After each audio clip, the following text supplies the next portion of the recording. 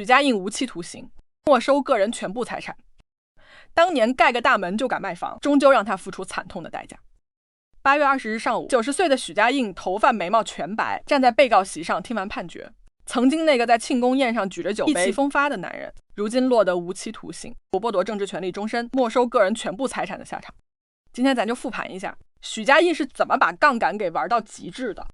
1996年，许家印带着几个人在广州一间几十平米的民房里创立了恒大，账上就几万块，好早的被保利、万科这些老牌房企给分完了。他盯上了海珠区，一块没人敢碰的农药厂，毒地别人躲都来不及，他偏偏挑别人不敢碰的下手。总价1个亿，对于他来说简直就是天文数字。起便宜的策略就仨字儿：不还价，只谈付款条件。软磨硬泡3个月，硬生生把1亿全款谈成了分期付款，首付只要500万。可别说500万，当时他连5万都拿不出来。他拿着还没付钱的土地合同回老家找朋友担保，从银行里硬生生贷出来600万，500万交了首付，手里还剩100万，100万撬动1个亿的项目。更绝的是，下一步他用仅剩的100万只干了一件事儿，盖小区大门和售楼处，然后全程打广告。广州最便宜商品房，每平米仅2800元。1997年8月8日公开发售，开盘当天上午几百套房源2小时抢空，半天回笼8000万。拿着这笔钱才正式打地基，盖楼就靠100万启动资金。他撬动了1个亿的项目，空手套白狼，赚到了人生第一桶金。金碧花园的成功让徐家印尝到了杠杆的甜头，从此一发不可收拾。恒大的扩张逻辑就一句话：用别人的钱干自己的事儿，用银行的钱拿地，用购房者的预售款盖楼，让供应商垫资施工，用员工被理财指标发动内部集资。徐家印开启了中国企业史上罕见的极限。融资操作有多极限呢？2016年到2021年，恒大通过持续性大规模的财务造假，虚增资产，隐瞒负债，还通过行贿等手段取得金融机构的控制权，违法套取信贷资金、保险资金归恒大集团使用。恒大被查实，2019年到2020年虚增了负600多亿，营收9.20多亿，利润5败600亿。什么概念？很多上市公司一辈子都挣不到这个数。徐家印在账面上造出来了巅峰时期。恒大总资产超过2万亿，许家印以29万亿身价登顶中国首富，成为了中国商界最耀眼的男人。许家印一年捐款42.1亿，成了2018年中国首善内柔的许老板。但是走路都带风，手里钱太多，人就开始飘了。许家印养了一支200多人的歌舞团，招聘标准就俩字儿：3高颜值、高学历、高才艺、高。这哪招演员呀？这就是选秀节目总决赛现场歌舞团。养在恒大总部41楼和42楼，普通员工只能上到40层，只有许家印几个高管以及签了上亿合同的贵宾才有资格上去。这哪是歌舞团呢？这是史上最贵的面子工程。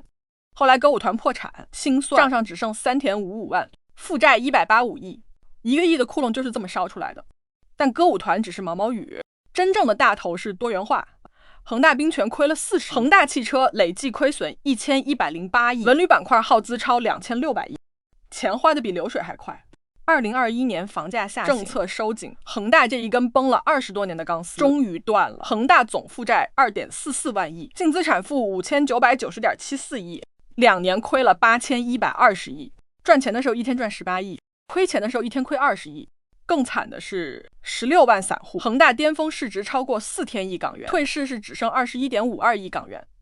你巅峰时花100万买恒大股票，退市时只剩不到1万，500万变1万，比赌博还狠。恒大暴雷后，许家印干了一件让所有债权人暴怒的事：资产转移。借助恒大搭建的红筹架构，许家印和丁宇梅夫妇合计分得红利已超500亿，还在美国设立了规模高达23亿美元的单一家庭信托基金，指定2个儿子为受益人。但香港高通法院一纸判决，信托被穿透，33家境外公司被接管，连2辆斯莱斯幻影都被接管了，一辆内地牌照粤 A98888，一辆香港牌照 HD3333，而333正是中国恒大曾经的股票代码。机关算尽大聪明，反误了卿卿性命。1997年，家印用100万撬动了1个亿的项目，赚到了第一桶金。2026年，他用2.44万亿的杠杆把自己给撬进了监狱，成杠杆败也杠杆。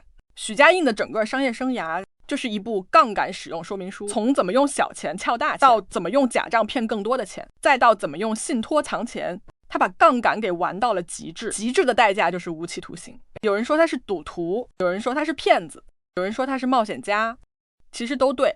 但是有一点谁都得服，许家一的胆子确实大得异于常人，大到他敢拿农药厂独立盖房子，大到他敢只盖一座大门就开盘卖房，大到他敢虚增500-600亿营收，大到他敢欠2.44万亿不还。但是他忘记了一件事，法律的红线从来不会因为你的胆子大就后退一步，再大的帝国也填不满2.44万亿的窟窿，再多的杠杆也撬不动法律的铁拳。